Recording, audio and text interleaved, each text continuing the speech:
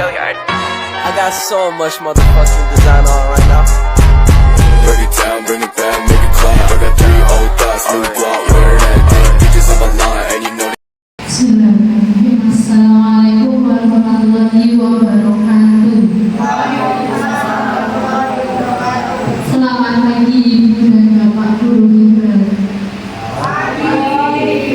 Sehat ya? Ibu Bapak yang kami hormati, Bapak sekolah yang bisa mengenal dan mewakili, yang kami hormati Bapak Ibu dan saudara.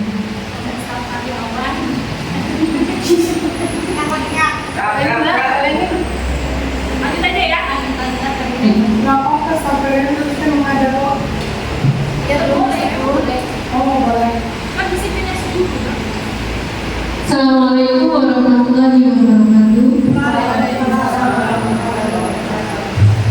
Yang terhormat Bapak Kepala SMP Negeri 1 Majenang, yang kami hormati Bapak Ibu Guru SMP Negeri 1 Majenang yang berbahagia. Kami ucapkan terlebih dahulu terima kasih karena sudah menghadiri undangan kami dalam acara diseminasi budaya positif dalam rangka aksi nyata modul 1.3 atas nama Ani Suryani, calon guru putra angkatan 9 SMP Negeri 1 Majenang. Terlebih dahulu mari kita ucapkan alhamdulillahirabbil alamin karena pada pagi hari ini kita dapat berkumpul dalam keadaan sehat walafiat. Ibu Bapak yang saya hormati, susunan acara untuk pagi hari ini adalah yang pertama pembukaan, yang kedua memperkenalkan lagu Indonesia Raya, yang ketiga acara inti, yang keempat refleksi dan penguatan, dan yang terakhir adalah berikut. Baik Ibu Bapak yang saya hormati, untuk mengefektifkan waktu kita buka acara pada pagi hari ini dengan bacaan basmalah bersama-sama. Bismillahirrahmanirrahim. Diperdengarkan lagu kebangsaan Indonesia Raya. Ibu Bapak hadirin kami mohon berdiri.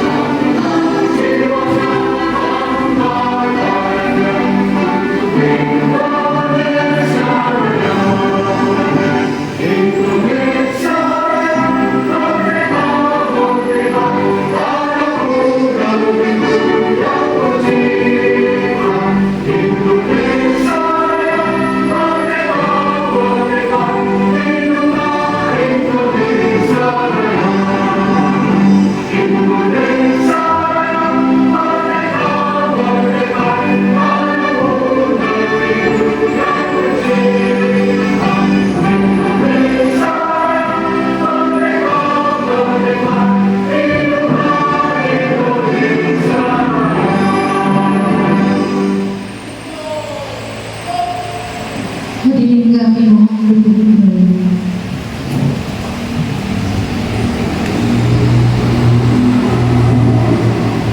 Acara yang berikutnya adalah acara ini. Acara ini akan disampaikan oleh Ibu Ani Suryani akan menyampaikan diseminasi budaya muslim aksi nyata modul 1.3. Waktu sebelumnya saya dapat kepada Ibu Mas.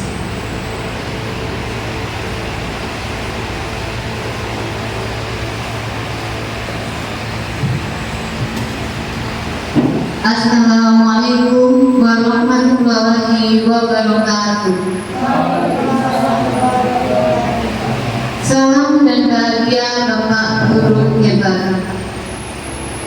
Terima kasih saya ucapkan atas kesediaan Bapak Ibu Guru yang sudah meluangkan waktunya untuk acara diseminasi budaya positif dalam rangka aksi nyata 1.4. Selamat pagi Bapak Ibu Guru. Pagi. Saya ulangi ya. Selamat pagi Bapak Ibu Guru. Pagi.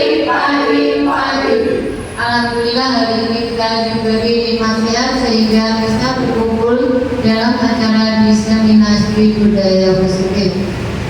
Sebelum acara ini dimulai, baiklah kita mulai dengan sedikit dulu agar Bapak Ibu Guru semakin bersemangat mengikuti acara di pagi hari ini. Speaking kita hari ini adalah volume suara.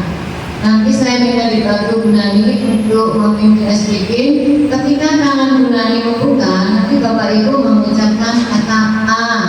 Panjangnya mengikuti tangan Bu Nani. Dan ketika tangan Bu Nani menutup, Bapak Ibu juga ikut diam. Bisa ya Bapak Ibu? Silakan Bu Nani. Sudah siap? Siap? Oh, berdiri apa dulu? Berdiri. Oh, Bapak Ibu berdiri. Kita mulai. Bu Nani sudah siap?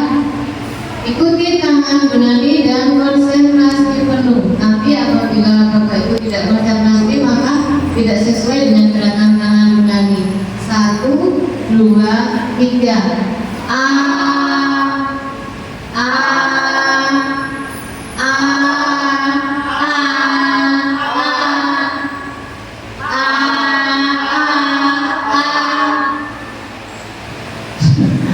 Terima kasih Bu Nani. Bu Nani juga boleh bersuara.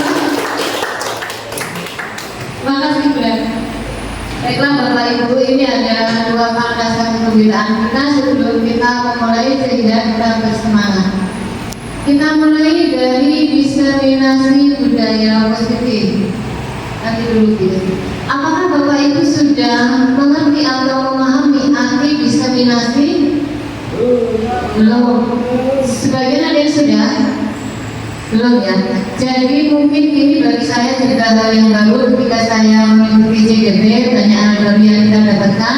Salah satunya diseminasi. Diseminasi adalah penyebaran informasi positif yang dilakukan oleh seseorang kepada sekelompok orang dengan tujuan menyebarkan budaya-budaya positif, dan budaya itu akan menjadi kebiasaan yang baik dalam suatu sekolah atau suatu organisasi. Ya, jadi itu Bapak Ibu pengertian diseminasi. Lanjut ya. Nah, selanjutnya di sini sudah ada pengertian budaya positif. Budaya positif merupakan perwujudan dari nilai-nilai atau keyakinan universal yang diterapkan di sekolah. Sebagai seorang guru, kita harus memiliki kemampuan untuk mewujudkan budaya positif tersebut. Konsep inti dalam budaya positif diantaranya disiplin positif, teori motivasi, keyakinan kelas, kebutuhan dasar manusia, 5 kontrol posisi guru, dan segitiga distribusi.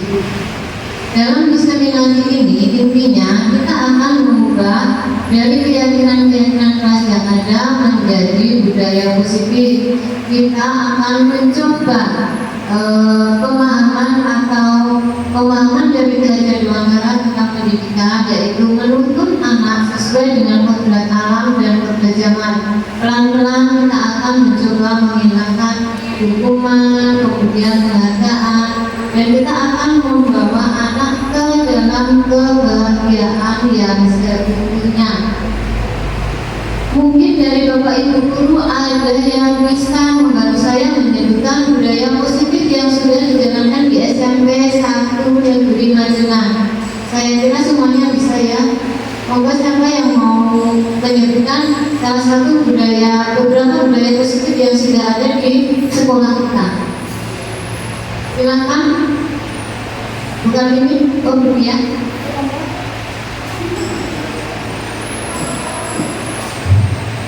Budaya positif.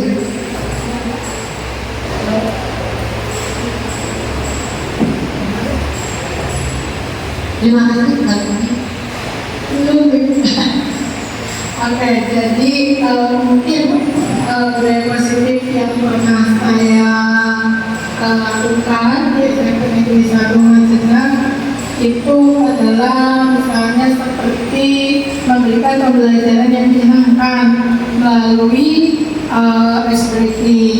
Dan selain itu saya juga pernah membuat kesepakatan kelas. Kalau dulu peraturan, sekarang nggak boleh peraturan, ibu, namanya kesepakatan kelas. Itu yang saya lakukan dengan anak-anak. Terima kasih Ibu Sekjen. Terima kasih dari berbagi ini. Intinya kita akan sekarang membawa anak menjadikan pembelajaran itu kegiatan yang menyenangkan gitu ya. Masih ada budaya positif lain mungkin gitu ya yang sudah dilaksanakan di SMP 1. Oke, untuk budaya positif yang sudah diterapkan di SMP kita satu yaitu 5S. 5S, Bapak itu masih ingat 5S? Senyum, kemudian senyum, salam, sapa, sopan, dan senyum, salam, sapa, sopan, dan santun. Apakah Bapak Ibu sudah melihat anak kita sudah melaksanakan 5S? Belum maksimal, tapi paling tidak 3 dari 5 itu sudah dilaksanakan atau sudah menjadi budaya positif di SMP Negeri 1 Majenang. Masih ada budaya yang lain yang ada di sini? Budaya positif? Apakah budaya positif itu hanya untuk siswa? Tidak ya, budaya positif itu berlaku untuk seluruh unsur atau seluruh masyarakat yang ada di dalam sekolah.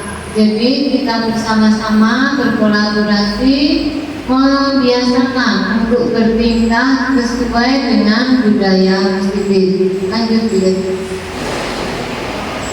Konsep inti untuk membentuk budaya positif yaitu yang pertama disiplin positif, yang kedua teori motivasi, yang ketiga kebutuhan dasar manusia, yang keempat keyakinan kelas, yang kelima segitiga restitusi, dan yang keenam posisi kontrol. Baiklah kita lihat satu-satu dari konsep inti budaya positif.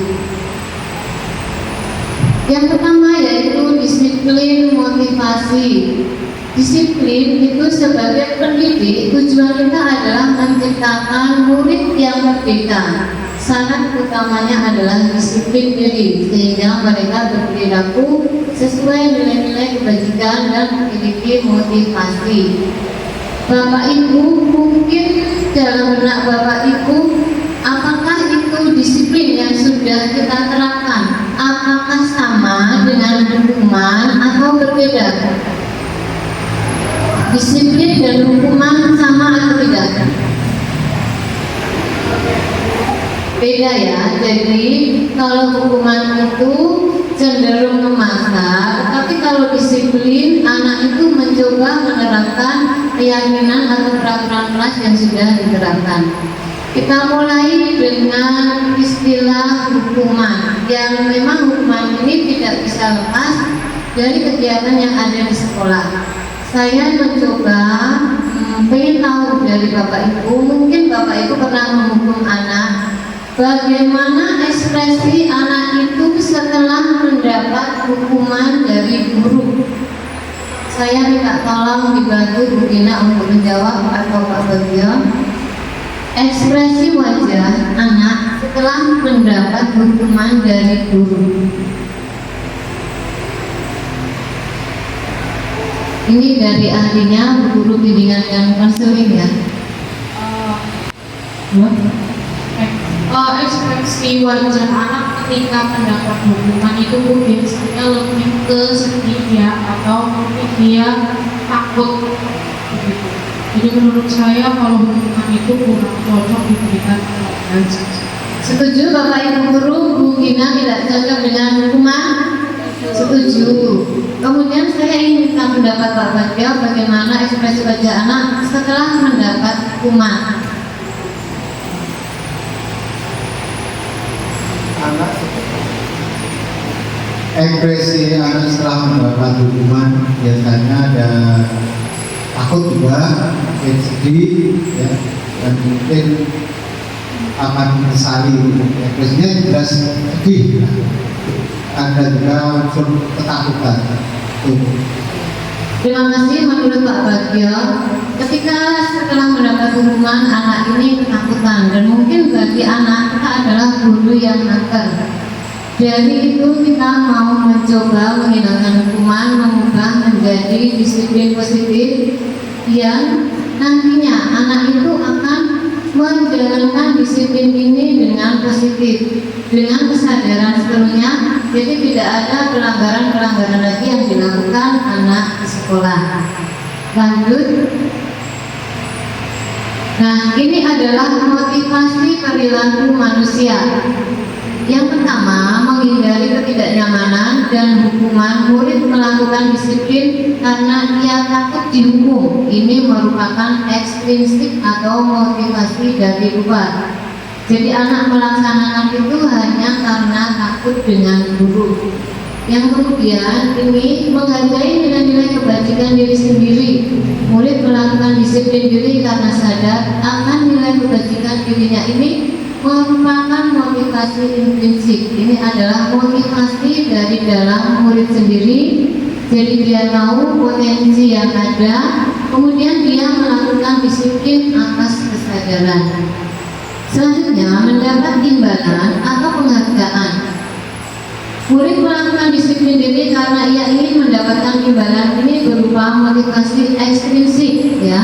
Ketika ada iming-iming, nanti kalau kamu melakukan ini akan mendapat piagam atau akan mendapat hadiah. Nah, ini anak adalah motivasi ekstrinsik atau motivasi dari luar. Jadi bukan motivasi dari dirinya sendiri. Lanjut.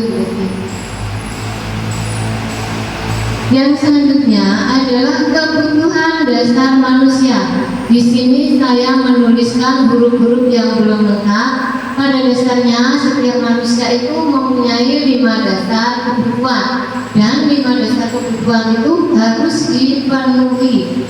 Nah, ini kira-kira Bapak Ibu tahu nggak ya, kira-kira huruf yang belum lengkap ini ada yang bisa membantu menjawab?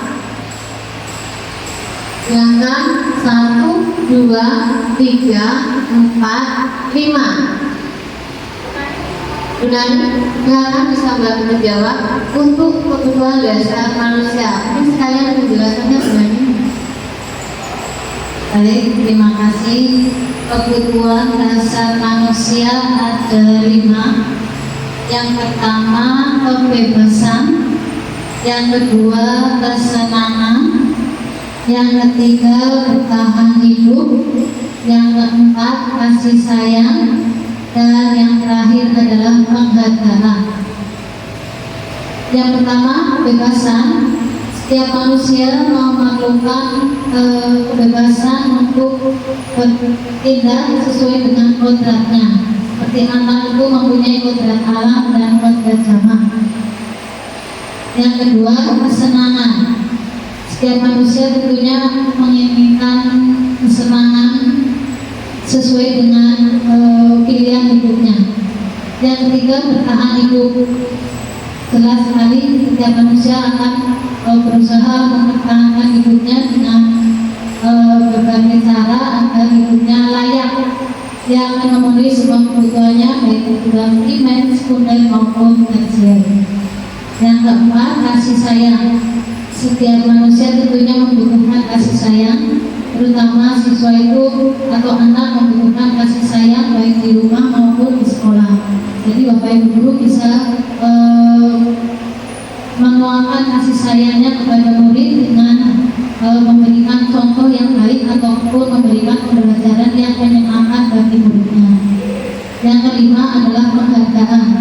Jadi setiap manusia memerlukan penghargaan, bukan penghargaan uang atau piala, tapi dia membutuhkan pengakuan kalau dia itu adalah siswa itu sebagai siswa dia mendapatkan tempat untuk belajar di sekolahnya. Seperti itu Bu. Terima kasih Bu Nani sudah mencoba menjawab kata-kata yang tidak lengkap. Nah, ini adalah sebagai evaluasi kita, baik kita sebagai guru atau sebagai orang tua. Apakah kebutuhan hidup terutama untuk anak-anak kita ini sudah kita cukupi atau belum? Coba Bapak Ibu guru ingatkan kembali, kita sebagai orang tua, kita ingat anak kita sudahkah 5 kebutuhan ini kita penuhi, dan coba Bapak Ibu guru renungkan sebagai Bapak Ibu guru, apakah 5 kebutuhan ini sudah kita penuhi? Kalau misalnya belum, kebutuhan apa yang belum kita penuhi? Saya bisa minta tolong Bu Tuti sebagai guru BK senior untuk memberikan pendapat tentang 5 kebutuhan dasar manusia.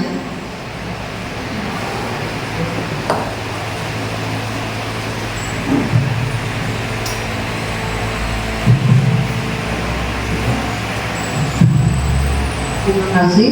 Saya akan mencoba menjawab berdasarkan pengalaman yang ada di sekolah kita. Kebutuhan dasar manusia yang diikuti di Mandi pada dasarnya mungkin sudah, cuma belum maksimal. Untuk penghargaan di sekolah kita sudah, Bapak Ibu guru sudah terbiasa untuk memberikan penghargaan kepada siswa yang memiliki kelebihan, memiliki sikap perilaku yang baik, kemudian kasih sayang juga sudah biasa kita tunjukkan. Hanya kadang-kadang sesekali mungkin Bapak Ibu guru belum menerapkan secara maksimal. Demikian. Terima kasih Bu Murti yang sudah menyampaikan pendapatnya tentang 5 kebutuhan dasar. Apakah ada lagi yang mau menambahkan? Kira-kira ini sebagai koreksi kita, apakah 5 kebutuhan ini sudah terpenuhi atau belum? Sudah ya, sudah cukup dari Bu Murti. Lanjut Bu Yesi. Kemudian adalah kita di posisi kontrol guru. Di sini kita ada beberapa posisi, yaitu sebagai penghukum, sebagai pemberi rasa bersalah, sebagai teman, sebagai pemantau, atau sebagai manajer. Ini ada contoh kata-kata yang kita berada di posisi mana. Ya, ini adalah contoh kata-kata. Saya minta dibantu untuk membaca biar intonasinya lebih bagus. Biasa bisa.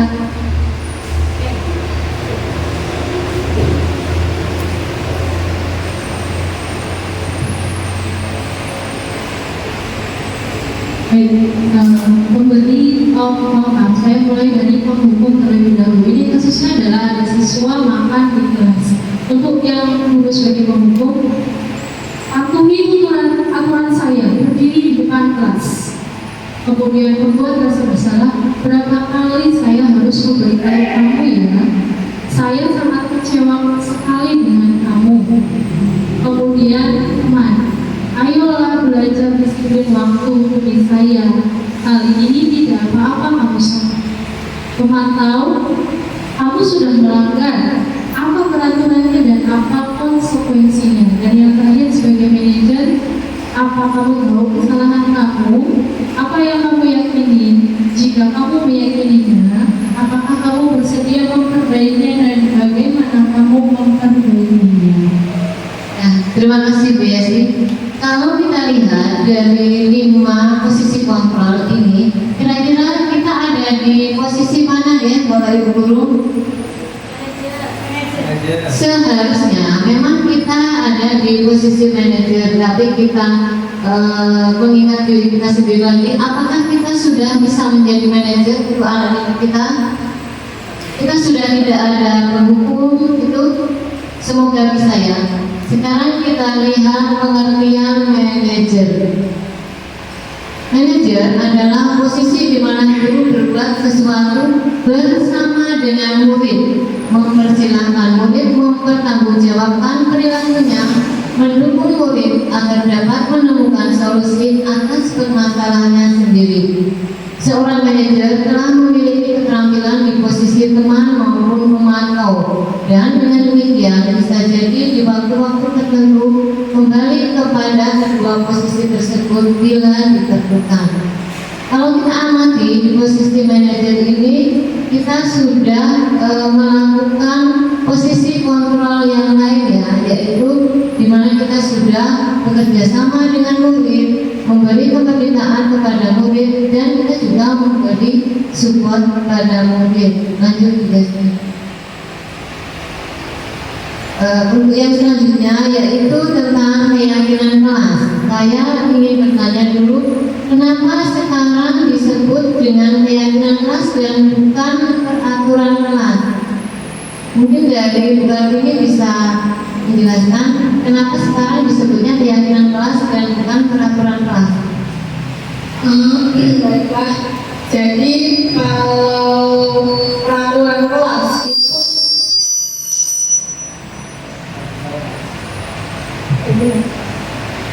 kalau peraturan kelas itu bersifat searah. Jadi guru itu membuat sebuah peraturan, siswa seolah-olah dipaksa, ini loh peraturannya, kamu di dalam kelas harus seperti ini, harus begini. Itu namanya peraturan satu arah. Tapi itu menurut saya kurang bagus, makanya kemungkinan diganti dengan keyakinan kelas. Kalau keyakinan kelas atau kesepakatan kelas ini dibuat bersama guru dengan siswa. Jadi siswa itu diberikan kesempatan, ayo biar kelasnya bagus, biar kelasnya rapi, tertib, nyaman belajar, buat keyakinan atau kesepakatan untuk belajarnya lebih nyaman. Jadi itu adalah berasal dari siswa untuk siswa. Tidak seperti peraturan berasal dari guru siswa yang seolah-olah memaksa seperti itu. Terima kasih Bu Kartini. Saya yakin Bapak Ibu guru yang ada di sini semua setuju bahwa sekarang kita akan berpindah atau bertransformasi dari peraturan kelas menjadi keyakinan kelas. Karena untuk keyakinan kelas ini akan lebih mudah diterapkan. Keyakinan kelas itu dibuat kan dari anak, kemudian anak juga yang melaksanakan. Nanti kita lihat proses pembuatan keyakinan kelas. Nah, keyakinan kelas itu biasanya berisi nilai-nilai kebajikan yang disepakati bersama tanpa adanya paksaan dari semua anggota kelas. Kemudian tidak terlalu banyak sehingga mudah diingat dan dipahami oleh semua warga kelas. Lalu semua warga kelas diharapkan ikut berkontribusi dalam pembuatan keyakinan kelas, termasuk wali kelas ini pada waktu pembuatannya. Kemudian dibuat dalam bentuk positif, dibuat dalam kata-kata yang positif.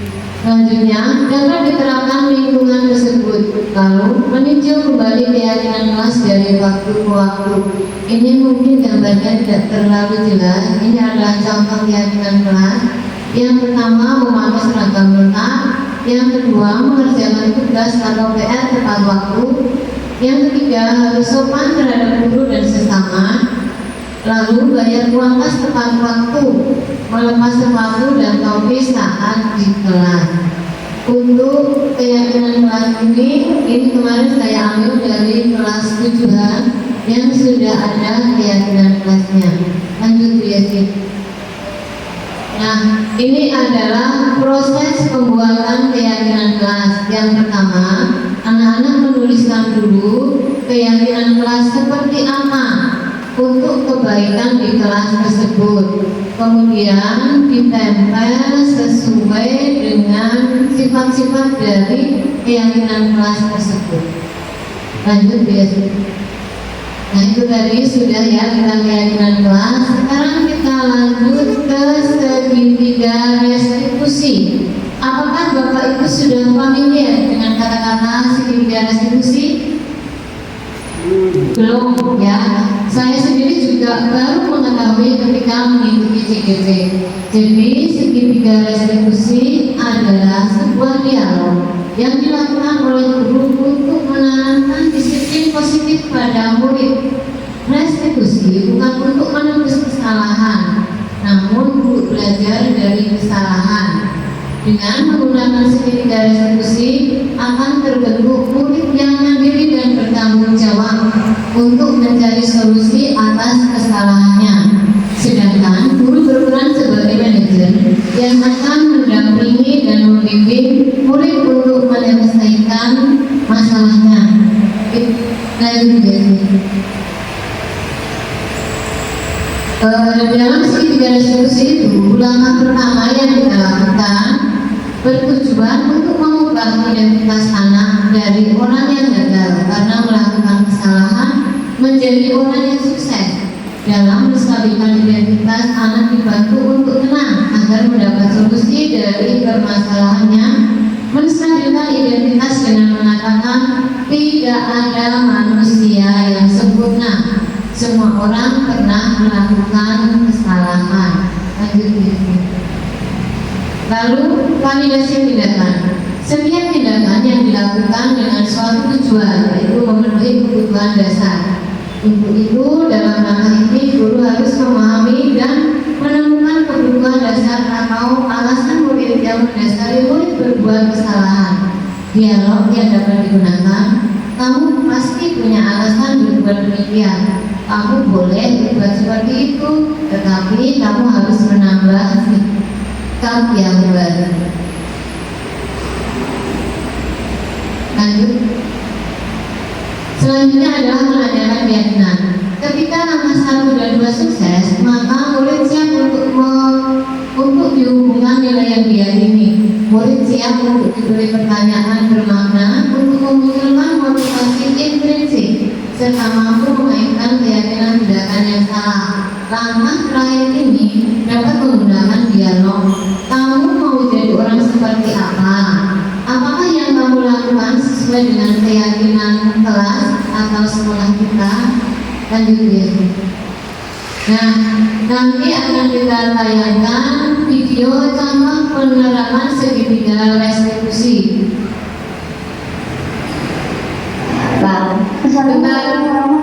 Lala, terima kasih sudah menyempatkan waktu ketemu Bu Anis. Ini kasusnya adalah Laras ya, salah satu siswa di SMP Negeri 1 Majenang. Pada suatu hari Laras tidak menggunakan kerudung sesuai dengan aturan di sekolah. Kemudian saya sebagai gurunya Laras mencoba menyelesaikan dengan menggunakan segitiga restitusi. Coba kita dengarkan baik-baik ya Bapak Ibu. Jam istirahat ini langsung sudah istirahatkan sudah Bu. Oh ya Laras, kemarin Bu Anis lihat Laras tidak menggunakan jilbab sesuai dengan aturan sekolah. Benar apa enggak ya? Iya Bu, rabu kemarin saya pakai kerudung warna coklat dan kaos kaki belang-belang. Nah, itu Laras lakukan karena apa?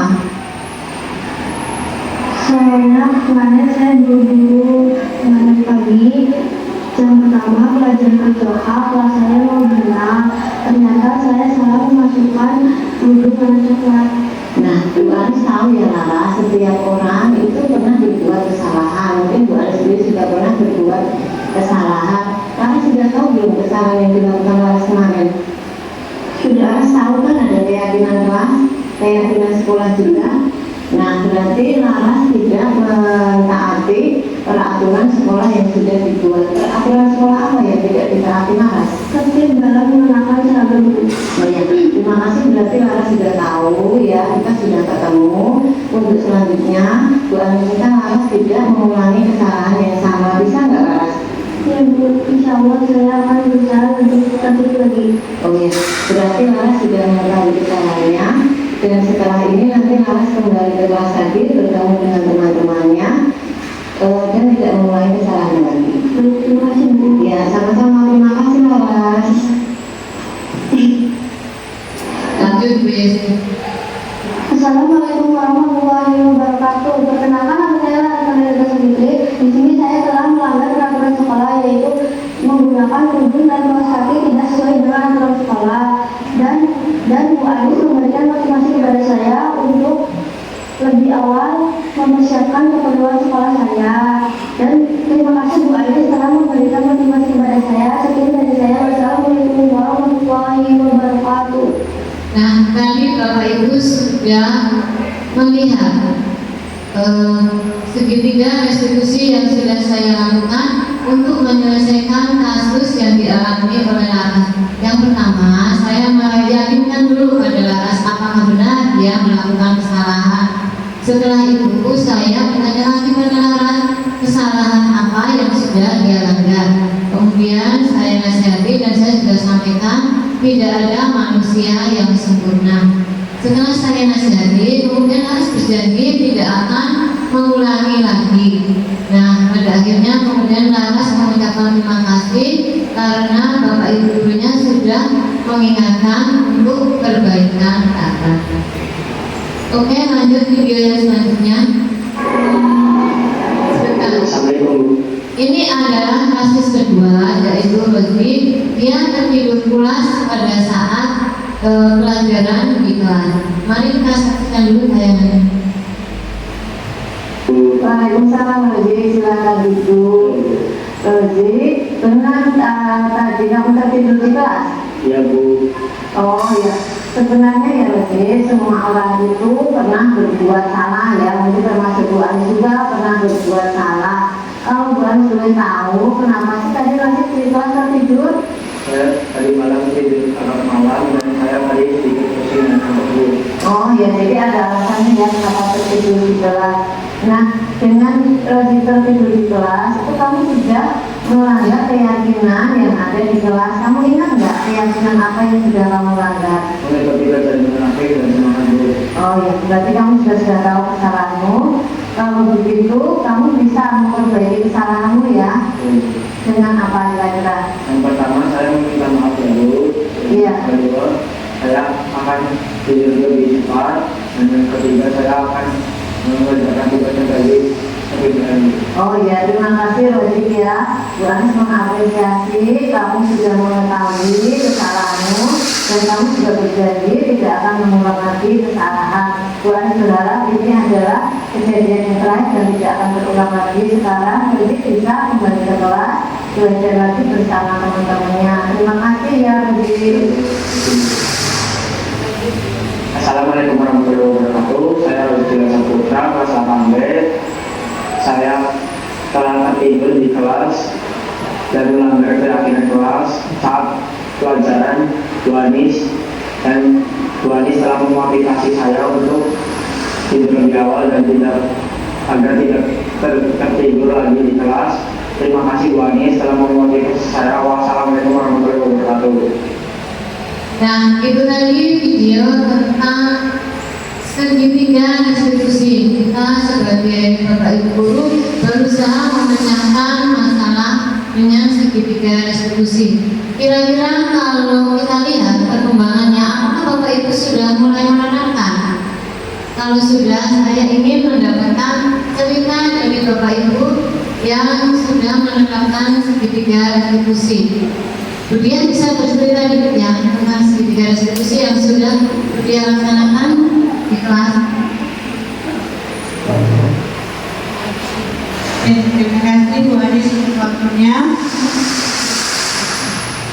Dengan menerapkan segitiga restitusi yang sudah memang maaf sebelumnya memang belum bisa diterapkan 100%, tapi memang ini membutuhkan tahapan ya Bu Anis, butuh tahapan untuk melakukan segitiga restitusi, tidak langsung jadi seperti itu, tidak. Memang pengalaman yang sudah saya lakukan di kelas, yaitu pernah saat pembelajaran saya di kelas itu ada anak yang terlambat datang ke kelas. Pas pelajaran saya di saat itu ada hampir 15 menit dia terlambat. Kemudian saya tanyakan dulu, setelah itu tahu alasannya, kemudian saya persilakan dulu untuk mengikuti pelajaran. Setelah pelajaran selesai baru saya komunikasikan dengan anak tersebut secara pribadi, tidak di depan teman-teman yang lain. Kemudian anak tersebut juga memanfaatkan menceritakan kenapa dia datang terlambat. Kemudian dengan cerita tersebut saya memberikan masukan, motivasi, kemudian bimbingan agar tidak melakukan kesalahan tersebut. Begitu mungkin Bu Anis. Terima kasih, luar biasa. Ini adalah tantangan untuk kita. Bagaimana kita mencoba menerapkan segitiga restitusi. Memulai itu sebuah hal yang berat, tapi kemudian ketika nanti menjadi kebiasaan itu adalah hal yang luar biasa. Setuju Bapak Ibu? Setuju. Mari kita mulai bergerak untuk memperbaiki dan kita akan mengubah cara didik kita untuk anak didik kita. Lanjut ya. Sekarang kita bedakan antara hukuman, konsekuensi, dan restitusi. Hukuman adalah sesuatu yang menyakitkan, harus terjadi, tidak nyaman untuk murid dan anak untuk jangka waktu panjang. Korban mendapatkan keadilan, murid atau anak akan tersakiti, perilaku pasif agresif meningkat, memaksa, kemudian mendorong menyalahkan diri, murid atau anak belajar menyembunyikan kesalahan. Jadi ketika anak itu dihukum, tadi sudah disampaikan Bapak Ibu guru ya, secara garis besar anak itu akan menjadi murung atau tidak bersemangat lagi, apalagi kalau itu hukumannya masih di awal-awal jam pelajaran. Untuk selanjutnya anak merasa tidak nyaman, tidak enak dengan lingkungan yang ada di kelasnya. Kemudian konsekuensi, sesuatu harus terjadi, tidak nyaman untuk murid atau anak untuk jangka waktu pendek. Murid atau anak dibuat tidak nyaman, penguatan hanya bertahan dalam jangka waktu pendek. Kemudian memerlukan monitoring dan supervisi terus-menerus dari guru. Kemudian ada stimulus respon, murid atau anak menghormati peraturan, tetapi anak akan kehilangan hak waktu untuk merenungi kesalahan. Selanjutnya restitusi. Restitusi bukan untuk menebus kesalahan, namun untuk belajar dari kesalahan. Restitusi memperbaiki hubungan. Restitusi adalah tawaran, bukan paksaan. Restitusi menuntun untuk melihat ke dalam diri. Restitusi mencari kebutuhan dasar yang mendasari tindakan, dan restitusi diri adalah cara yang paling baik. Dari ketiga cara ini sudah jelas bahwa restitusi adalah cara yang paling baik untuk menuntun anak sesuai kodratnya yang tadi sudah disampaikan Bu Nani. Kodrat anak adalah kodrat alam dan kodrat zaman. Lanjut ya. Nah, di sini Bapak Ibu guru bisa melihat, kemudian saya ingin tahu, menurut Bapak Ibu guru, ini hukuman atau konsekuensi terbaca apa tidak? Terbaca ya. Saya bisa minta tolong siapa yang bisa membantu untuk menentukan atau memilih ini hukuman atau konsekuensi. Monggo silakan. Pendapat pribadi ya. Nomor 1 hukuman. Nomor 1 hukuman. Nanti kita lihat jawabannya yang masih ada di layar sebelahnya. Hukuman. Hukuman lagi. Nomor 3, menggantikan kertas tugas teman yang telah dicoret-coret. Konsekuensi. Selanjutnya, membersihkan tumpahan air di meja tulis karena tersenggol pada saat belajar. Konsekuensi. Selanjutnya, lari mengelilingi lapangan basket 2 kali karena terlambat 10 menit untuk pelajaran PJOK.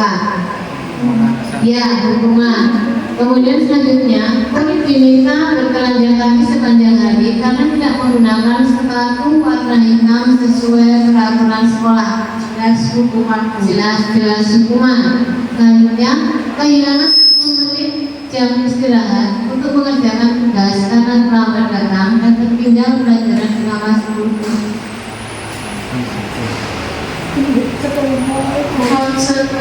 Konsekuensi. Kira-kira jawaban yang Bapak Ibu berikan tadi sudah sesuai dengan hati nurani Bapak Ibu? Sudah. Coba kita lihat jawabannya Bu Yesti. Apakah sudah betul? Sudah ya. Berarti Bapak Ibu guru sekarang sudah bisa membedakan mana hukuman dan mana konsekuensi. Lanjut Bu Yesti. Terima kasih tadi paparan saya tentang diseminasi budaya positif. Semoga bermanfaat untuk kita semua di lingkungan sekolah ini di SMP Negeri 1 Madinah. Salam dari kami guru penggerak. Terima kasih. Assalamualaikum warahmatullahi wabarakatuh.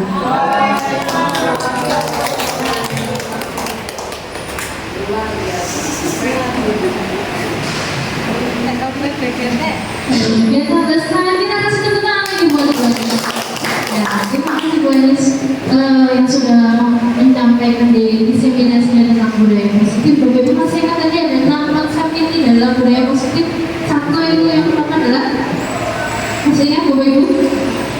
6 konsep inti budaya positif. Yang pertama disiplin dan disiplin. 2 keyakinan kelas.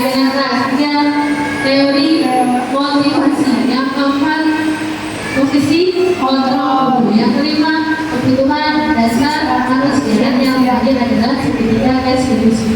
Dan diharapkan kita semua Bapak Ibu dapat mewujudkan budaya positif tersebut di sekolah kita.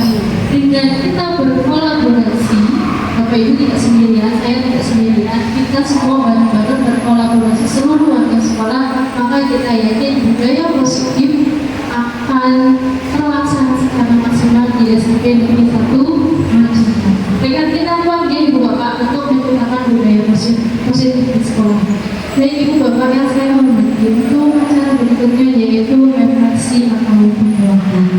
Bapak Ibu dari Bapak Ibu ada yang ingin menyampaikan kekuatan refleksinya. Kami persilakan. Bu Rati, monggo.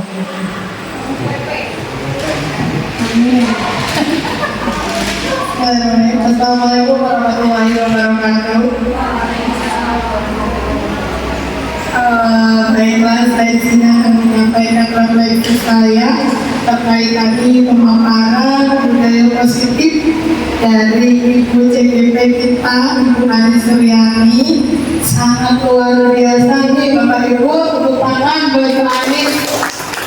Bisa diterima dengan baik, penyampaiannya enak untuk didengarkan, kemudian kita bisa menerima dengan setulus hati. Tapi mungkin ketika pelaksanaannya nanti andaikan kita melaksanakan sendiri, ini seperti tadi Bu Yesi bilang, tidak bisa berjalan.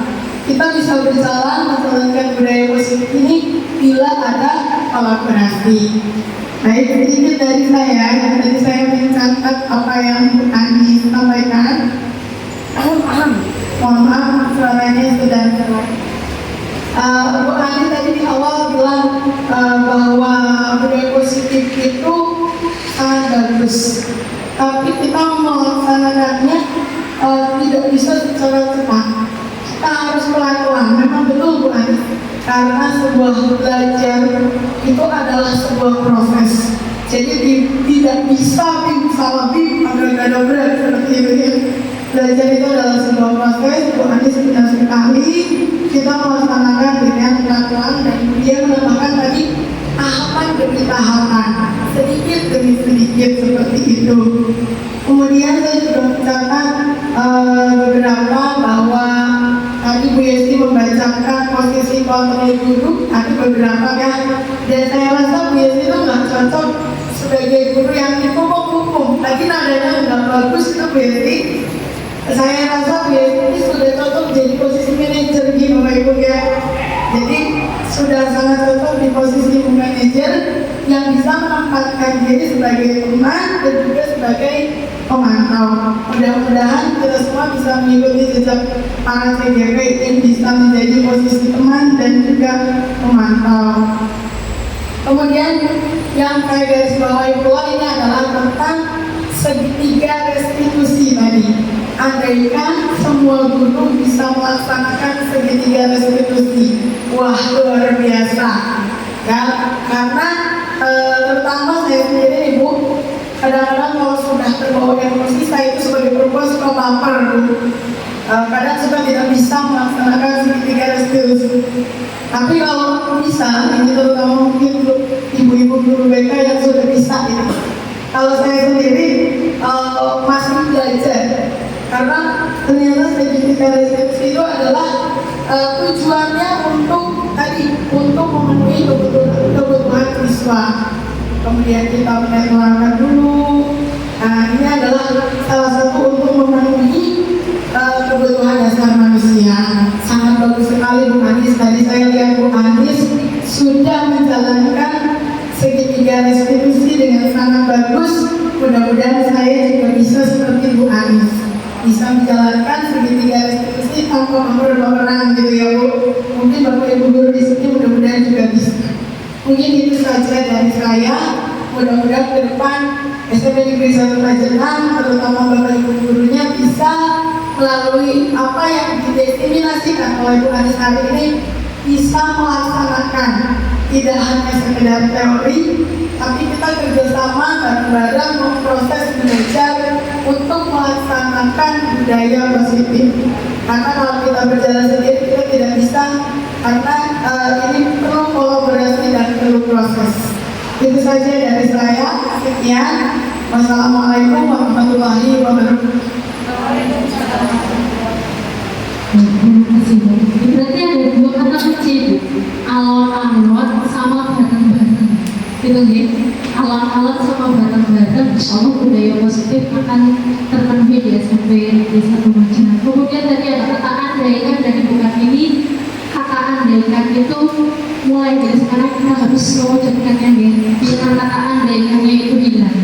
Kemudian untuk refleksi yang kedua barangkali dari Bu Murni sebagai guru BK yang mungkin sering sekali mendapati anak yang berbuat kesalahan begitu. Mohon Bu Murni untuk menyampaikan refleksinya. Terima kasih atas waktunya. Saya baru pertama itu diskriminasi. Kalau saya mengatakan ini mungkin sosialisasi untuk diri saya pribadi. Materi yang disampaikan ini betul-betul sangat bagus dan kami sebagai guru BK merasa terbantu sekali seandainya ini betul-betul dilaksanakan.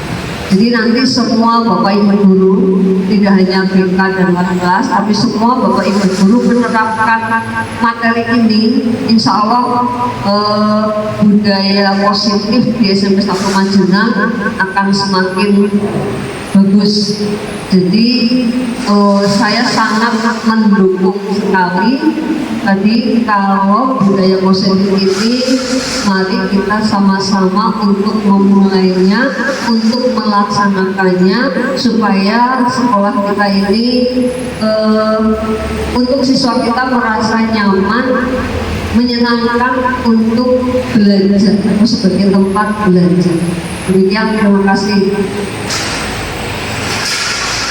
Terima kasih Bu Murti atas refleksinya. Betul sekali apa yang tadi disampaikan oleh Bu Murti bahwa materi dari budaya positif ini sangat bermanfaat sekali untuk kita sebagai seorang guru, terutama dalam menghadapi anak-anak yang berbeda antara yang satu dengan yang lain, karakteristiknya berbeda, kemudian keinginannya berbeda, kebutuhannya juga berbeda. Ibu Bapak yang saya hormati, kita sampai kepada penghujung acara. Jadi mari kita tutup kegiatan pada pagi hari ini dengan bacaan Alhamdulillah bersama-sama. Ibu Bapak yang saya hormati, demikian hasil dari diseminasi budaya positif Ibu Adi Suryani calon guru penggerak angkatan 9 SMP Negeri 1 Majenang. Kekurangan dan kelebihannya saya ucapkan, saya memohon maaf yang sebesar-besarnya. Saya tutup. Wassalamualaikum warahmatullahi wabarakatuh.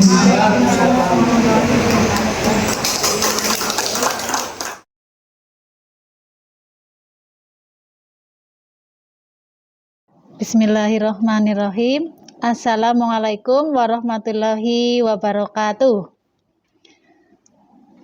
Setelah kita melihat diseminasi budaya positif yang sudah disampaikan oleh Bu Anis kemarin, saya akan mengapresiasi penyampaian yang sudah sangat bagus sekali kemarin pada saat presentasi dan pada saat diskusi dengan teman-teman, sudah berjalan lancar dan alhamdulillah selesai dengan baik. Ada beberapa hal yang ingin saya apresiasi. Yang pertama adalah kesannya sangat bagus sekali, penyampaiannya sangat jelas, sehingga apa yang sudah disampaikan tersebut benar-benar memberikan motivasi kepada saya dan kepada teman-teman, terutama di SMP Negeri 1 Majenang, tentang budaya positif.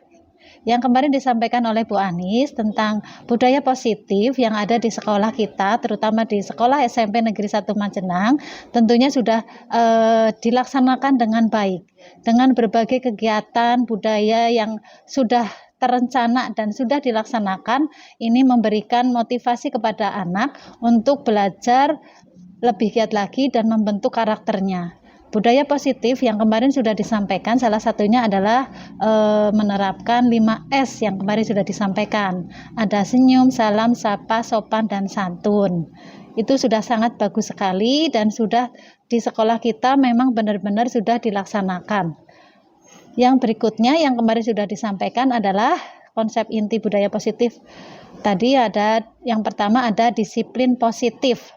Yang kedua ada teori motivasi, yang ketiga ada keyakinan kelas, yang keempat ada kebutuhan dasar manusia. Yang kelima ada posisi kontrol guru, yang keenam ada segitiga restitusi. Nah, yang pertama ada disiplin positif. Ini menciptakan suasana atau memberikan kesempatan kepada murid untuk berperilaku sesuai dengan nilai-nilai kebajikan dan memotivasi mereka. Nilai-nilai kebajikan apa yang sudah ditanamkan di sekolah kita tentunya sudah sangat bagus sekali, nilai-nilai kebajikan yang sudah diterapkan terutama di SMP Negeri 1 Majenang. Berikutnya adalah motivasi perilaku manusia. Jadi untuk manusia berperilaku itu memiliki kemampuan atau melakukan disiplin itu karena kesadarannya sendiri. Jadi anak melakukan kegiatannya itu benar-benar karena kesadaran dari dirinya sendiri, bukan karena paksaan ataupun dorongan dari orang lain. Sehingga anak tidak perlu dioprak-oprak lagi, tapi anak memang benar-benar sudah bisa melaksanakan perilaku yang baik karena memang sudah tertanam dalam dirinya. Terus kemarin juga disampaikan oleh Bu Anis tentang kebutuhan dasar manusia yang tentunya itu memberikan gambaran kebutuhan dasar manusia itu apa saja.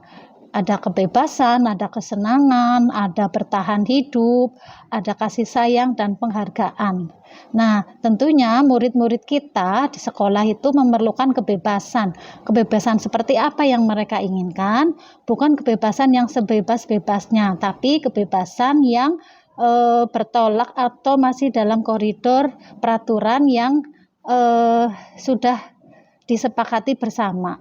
Sehingga kebebasan itu memberikan memberikan motivasi mereka melakukan kegiatan positif tanpa harus melewati batas-batasnya.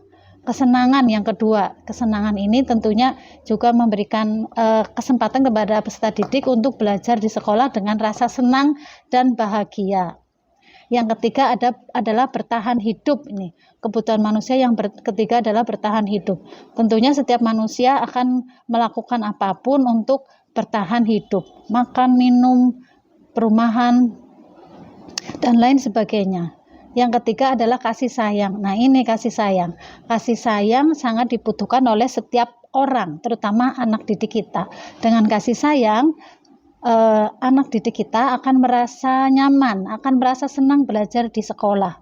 dengan kasih sayang dari Bapak Ibu guru, dengan senyum manisnya datang ke sekolah disambut dengan baik, ini memberikan dorongan pada anak tersebut untuk belajar lebih giat lagi. Dengan kasih sayang itulah mereka akan merasa diterima, merasa senang. Yang ketiga, yang kelima adalah penghargaan. Nah, ini penghargaan ini yang terkadang membuat kita itu perlu pengakuan. Saya belajar di SMP 1, diakui dan dihargai. Seperti itu. Berikutnya kemarin yang sudah disampaikan adalah posisi kontrol guru. Yang pertama ada penghukum, ada pemberi rasa bersalah, ada sebagai teman, sebagai pemantau, dan manajer. Yang kemarin disampaikan oleh Bu Anis itu sudah sangat bagus sekali. Posisi kontrol guru yang paling tepat adalah sebagai manajer, sehingga anak tidak merasa dihukum, tidak merasa dimarahi, tidak merasa diberi rasa bersalah. Sebagai manajer ini udah sangat tepat sekali, sehingga anak akan merasa nyaman dan senang belajar di sekolah. Kemarin juga sudah disampaikan contoh-contoh penerapan posisi kontrol guru tersebut, dan yang sudah dilaksanakan kemarin adalah membuat keyakinan kelas nih, keyakinan kelas yang sudah disepakati bersama-sama dengan siswa di kelas tersebut dengan kesepakatan yang dibuat, sehingga akan diharapkan kelas tersebut menjadi kelas yang nyaman, kelas yang enak untuk belajar, kelas yang menyenangkan tentunya. Dengan keyakinan kelas tersebut, nanti diharapkan kelas bisa menjadi suasana yang menyenangkan tentunya. Terus juga kemarin juga Bu Anis menerapkan segitiga restitusi dengan menyelesaikan 2 kasus. Ada 2 kasus. Yang pertama adalah kasus anak tidur di kelas. Nah, ini sering terjadi anak tidur di kelas dengan berbagai alasan. Tentunya Bu Andi sudah menyelesaikannya dan membuat anak tersebut termotivasi sehingga besoknya tidak akan tertidur di kelas lagi. Dan satu lagi adalah anak keliru kerudungnya, sehingga dia lupa ataupun salah warna, sehingga dengan motivasi dari Bu Anis, anak tersebut akan merasa senang dan akan merubah sendiri, sehingga dia akan lebih disiplin lagi. Begitulah, jadi tiga restitusi yang dilaksanakan Bu Anis ada menstabilkan identitas, ada validasi tindakan yang salah, terus ada menanyakan keyakinan. Ini membuat anak merasa nyaman, merasa termotivasi, sehingga anak tersebut tidak takut dan justru akan memperbaikinya dengan kesadaran sendiri. Seperti itu, dan mudah-mudahan saya juga akan termotivasi, teman-teman guru yang ada di sekolah juga bisa mengikuti contoh-contoh yang sudah diberikan oleh Bu Anis, sehingga sekolah benar-benar menjadi sekolah yang menyenangkan untuk anak didik kita. Demikian, billahi taufiq wal hidayah. Wassalamualaikum warahmatullahi wabarakatuh.